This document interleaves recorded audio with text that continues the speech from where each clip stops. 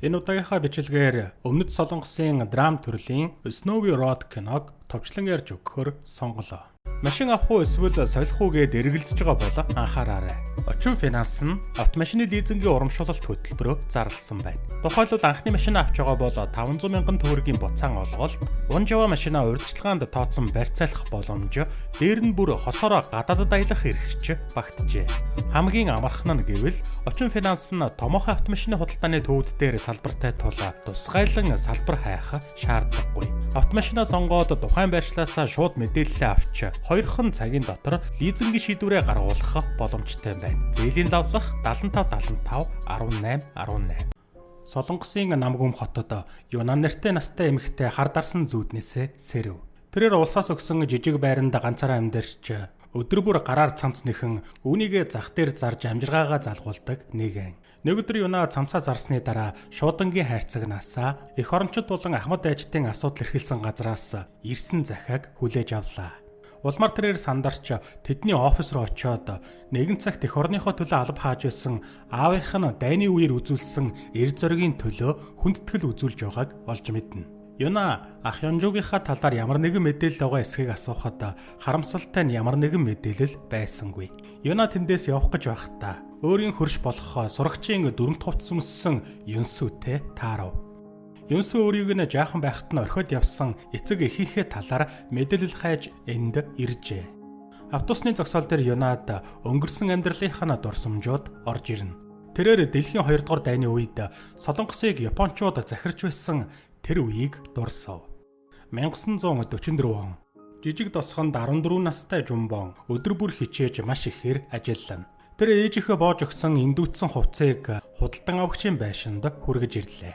Жумбон байшин доторх гоёмсог зүйлсэд харцсан татагдана. Цэвэрхэн шал, гоёмсог тавилгууд гээд бүхэл зүйл түүний харааг нь булаав. Энэ үед худалдан авахчийн хүү Ёнжуу дугуйтайгаа гэртээ ирж тэрээр Жумбоныг хараад халуун дотн инээмсэглэнэ.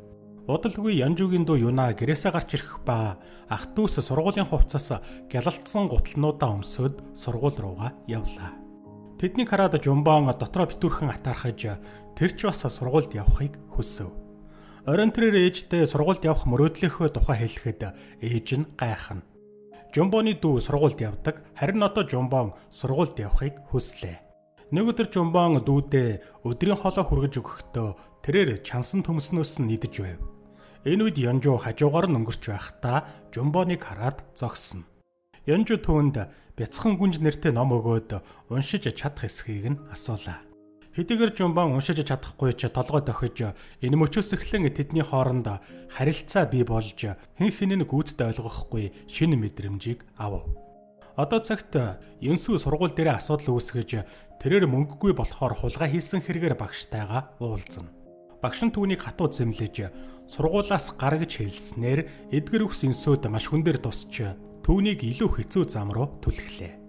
Энэ хооронд Юна жижиг өрөөндөө ганцаараа суун хоол идэж байхад түүний хажууд өнгөрсөн үеийнх нь Юнагийн залуу төрх ноорхо шахуу хувцастай сууна. Тэрээр Юнад өнгөрсөн үеийнх нь мартахыг хүсдэг гашуун дурсамжийг нь сануулсаар. Залуу Юна түүнээс аавынхаа байгуулсан гавьяанд хэр их баяртай байгааг нь асуув. Юна гунигтай хоолойгоор түүнд тэр улс эх орныхоо төлөө үүнийг хийсэн ч гэр бүлдээ зовлон авчирсан гэж хариуллаа. Ингээд түүх өнгөрсөн үед үргэлжлэнэ. Японы айрам тосгонд ирж залуу хөвгүүдийг хүчээр дайнд татан оруулж эхэлсэн ба тэдний дунд Ёнжууч багтлаа. Ээж нь хүүгээ явуулахгүй тулд Япон цэргүүдээс гуйсан ч тэд түүнийг үл тоомсорлов. Цэргүүд Ёнжууг авч явхад Жумбон Юна хоёр харж хоцорхоос өөр зүйл хийж чадсангүй. Улмар Жумбон Юна хөтлөн толгодын өдөө мацаж тэд Ёнжууг тээвэрлж байгаа машин цастай замаар алга болохыг харна. Дараа нь Жумбон гэртээ ирэхэд ээж нь түүнийг болон дүүг нь зойронд нуув. Удалгүй Японы цэргүүд ирж гэрийг нь нэгжиж эхлэх ба тэдний аавыг цэргүүд хэдийнэ аваад явчихсан болохоор ээж нь хүүхдүүдэд аюулгүй байлгахыг хичээсээр. Маргаашны сургууль дээр Япон багш Юнаг аавынхаа талаар үннийг нуусан шалтгаанаар хүчтэй алгадна. Учир нь түүний аав Солонгосын нууц тагнуулчаар ажиллаж байсан ба одоо алга болжээ. Харих замдаа Юна Жумбонтой таарч нэг л өдөр ах шиг Япон руу явна гэдгээ хэлв. Юна Япон улс дөрвөгчдөд орон гэр өгч үн төлбөргүй боловсрол олгож байгаа гэж сонссноо хэллээ. Дараа өдөр нь Юна сургууль дээрээ дайны шархтагстад туслах сайн дурын айрамд нэгдэнэ. Гэртээ байгаа Жумбон ээждээ Япон явахыг хүсэж байгаагаа илэрхийлж Японд амьдрал илүү дээр хүмүүс нь ийдэг гэж сонссноо хэлв. Гэтэл ээж нь түүнийг загнаж энэ бүхэн худлаа. Энэ талаар бодохын чирэггүй хэмээн анхаарууллаа. Ээж нь Жумбоноос дүүгээ харж байхыг хүсээд зах руу гэрийнхээ зарим зүйлсийг зархаар явна. Ингээд бүхэл өдрийн турш Жумбон дүүгийнхээ хамтаараа ээжигээ буцаж ирэхийг хүлээн тосгоноороо тэнүүжлөв. Энэ үед гэнэт нэгэн машин Жумбоны өмнө зогсож нэг эрэхтэй бууж ирээд түүнээс илүү дээр амьдрахыг хүсэж байна уу хэмээн асуулаа. Эрэхтэй Жумбоныг Япон руу явахад нь тусалж чадна гэдгээ илэрхийлэхэд Жумбон айсандаа чадхаараа хурдан зогтаана. Шөнө нь хоосон хотоодтой эгч дүү хоёр унтаж байхад өнөөх эрэхтэй гэрлүүн дайрч орж ирээд Жумбоныг хүчээр аваад явах нь тэр. Дүү нь Жумбоны нэрийг дуудан уйлсан ч эгч нь байсангүй. Хожим нь Жумбон сэрэхэд тэрээр огтор дүүрэн галт тэргэнд явж байлаа. Хэсэг хугацааны дараа галт тэрэг зогсож дахиад өөр охтуудыг додгошоо нэмж оруулахад тэдний дунд Юна байв. Жумбон түүнийг хараад гайхан зочирдох ба Юна цэргүүд рүү өөрийгөө Японы сайн дурын аримд нэгтсэн хэмээн хашгирдагч хинч түүний үгийг сонссонгүй. Юнагийн маш их айсан байдлыг хараад Жумбончоос маш ихээр айна. Галт тэрэгний нарийн завсраар Жумбон харахтаа уулс толгод гээд огт мэдэхгүй газрыг харлаа. Тэрээр өөрсдийгөө хаашаа явж байгааг огт мэдэхгүй байв. Түүний бодолд зөвхөн хайртай ээж дүү хоёр нь л эргэлдэнэ. Маргааш нь Жумбоны ээж гэртээ эргэж ирэхэд хүүхдүүд нь байсангүй. Тэд уул мөргүй алга болжээ. Энэ хооронд охтыг цэргийн хуаранд авчирч тэднийг жижиг өрөөнд төгжиж цэргүүд тэдэнтэй хэрцгийгээр харьцаж эхлэв. Охид хинэж туулах ёсгүй зүйлсийг төвчгөөсөөр сонголт байсангүй. Охтыг жирэмслэхээс сэргийлэхийн тулд тэдэнд эм хүртэл өгчээлээ. Олон залуус ирчүүд дайнд тулдаж зовж байхад Солонгос охид эх орноосоо алс хол чимээг үхэн зовсоор. Одоо цагт Юна өнөөхөл хар дарсан зүйдээ зүүдлэн сэрнэ. Түүний хажууд залуухан Юна суусаар байх ба настай Юна дахин өнгөрснөө дурслаа. Хуаран дээр Япончууд Юнад жирэмслэлтээ сэргийлэх хэмээг хүчээр уулгав. Шөнө нь Жумбон Юнаг амиа эгүүтгэхгүй гэдгээс айж түүнийг ажиглан хонох ба Юна төвөнд ингэж амьдарч байхаар үхсэн нь дээр гэж хэлнэ. Өглөө Жумбон нойрноосоос ирэхэд Юна байсангүй. Жумбон гадагшаа гарч Юнаг итгэл найдвараа алдаж цооногт амиа эгүүтгэх гэж байгааг нь хараад түүнийг зогсоохыг оролдоход цэргүүд тэднийг барьж аваад буцаагаад хорив. Хүйтэн жихүүн шөнийн турш охид ханаа догшин нэг нэгэндээ дохио өгч нэг нэгнээ тайвшруулсаар. Маргааш нь Юнагийн тамир тэнхэн барагдаж өвдөлт шархаа давхыг хичээх энэ үед Жумбон Юна хоёр илүү дотн болсоор. Тэд дотн найзууд болцоож бие биедээ итгэл найдвар төрүүлж үргэлжлүүлэн тэмцэх урам зориг өгнө. Нэг орой Жумбон Юнад түүний ах Ёнжугийн өгсөн номыг өгөв. Тэрээр Юнагаас өөрт нь уншихыг зааж өгөөч хэмээн гуйснаар Юна түүнд хэрхэн уншихыг зааж эцэст нь Жумбон аажмаар сурч эхэллээ. Нэг өдөр Жумбон хувцас хатаахаар үлгэж байхад Юна түүнд Солонгосын хэл тэднээс тийм чухал биш гэж сонссон. Магадгүй тэд тохиромжтой үеийг хүлээж чадвал оргож чадна гэдгийг хэлнэ. Одоо цагт нэг орой Юнад цагдаагийн газраас дуудлага ирэв. Ёнсуу асуудалд орооцолдож өөр холбоо барих хүн байсангүй. Юна цагдаагийн газарт очиж Ёнсууг суллан авч явна. Ёнсуугийн амьдрал хар бараан итгэл найдваргүй мэт байсан ч Юна түүний амьдралд гэрэл гэгээн болохоор шийдэв. Өнгөрсөнд Япон цэргүүд гэмт хэрэгээ нуун дарагдуулахын тулд огтод солигчийн дөрөнд хувцас өмсөөлж зургийг авч хуаранг энгийн цэргийн байгууламж шиг харагдуулжээ. Нэг орой Юна өөрсдийнхөө зургийг харж байхдаа цэргүүдийн ярьж байхыг нь сонсох ба хуаранг хаах тушаал ирсэн байв.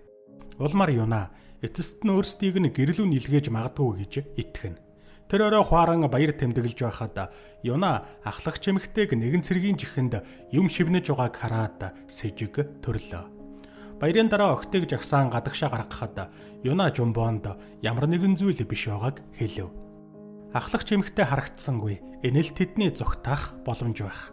Ингээд охид чимээгүйхэн бусдаасаа үлдсэний дараа бусад охид цаашаа жаахан алхахад Гэнэт цэргүүд гарч ирэн тэднийг буудан хөнөөнө.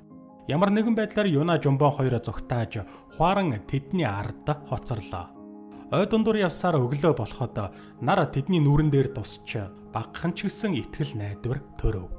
Юна Жумбонд өөрсдийгөө эрх чөлөөтэй болохоор түүнийг ахтай нь гэрлэж болно гэдгийг хэлсэн нь түүнийг баярлуулна.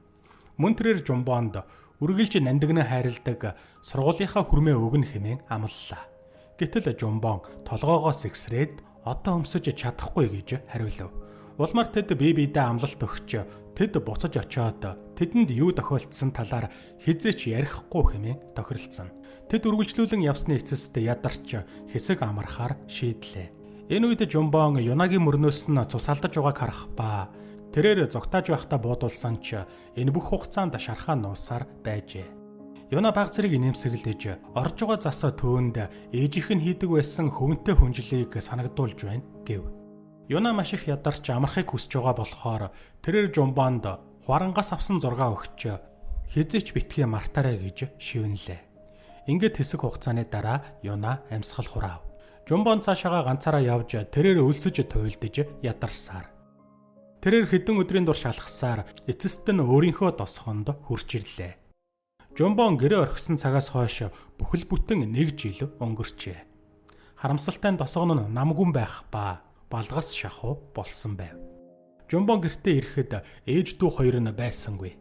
Дайны дараа улсын бүртгэлд нэрсийн бүртгэл явагдахад Жумбоны нэр бүртгэлд байгаагүй ч Юнагийн нэр байлаа. Тиймээс Жумбон өөрийнхөө нэрийг Юна болгож түүний нэрэн дор амьдрахаар болжээ. Үнэн дээр одоогийн настай эмэгтэй Юна бол Жумбон байсан нь тодорхой болно. Тэрээр өөрийн түүхээ юнсүүд ярьж өнгөрсөн үе зөвхөн өөрсдийнх нь хувьд биш, Юна болон зовж шаналж байсан бүх охидын хувьд зүрх шимшрэн байсан гэдгийг хэлв. Тэр өдөр Жумбон эцэст нь бүх үннийг улсын бүртгэлийн ажилтанд хэлнэ. Ажилтан түүнд жинхэнэ нэрээрээ үнэмлэх авахт нь тусалж жинхэнэ Юнагийн нас барсны гэрчлэгийг олгов. Жумбон өөрийгөө энэ олон жилийн турш ганцаараа амьдарч байсан гэж бодсон ч Юнагийн дурсамж үргэлж түүнтэй хамтаа байсан юм. Гэсэн ч одоо түүнтэй салах их цаг нь болжээ. Жумбон юусуг өргөө авч тэд шинэ амьдралаа хамтдаа эхлүүлв. Нэг өдөр улсын бүртгэлийн ажилтан ирж Юнагийн ах Ёнжу олдсон гэдгийг хэлв.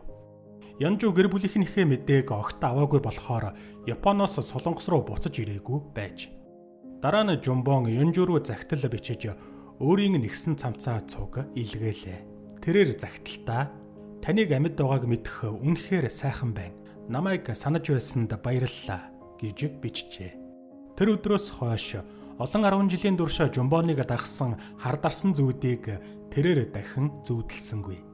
Ийхүү Жумбоны тулсан маш урт цастай зам эцэст нь дууслаа.